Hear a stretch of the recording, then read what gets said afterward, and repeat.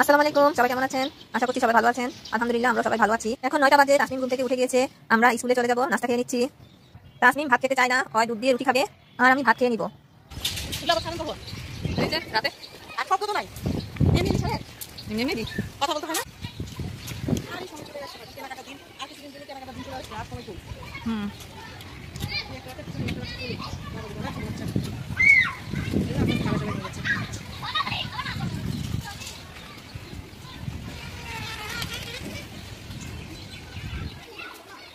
ওরা দুলতেছে, যাই একটু করি, গাছে দুলতেছে।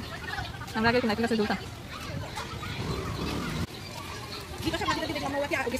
হ্যাঁ, মিটিং থেকে আসছে, বাচ্চাকে নিয়ে গেছিল, বাচ্চা কান্নাকাটি করে বলতেছি। আবার নাকি রাখবে, তাহলে সেভাবে যেতে হবে।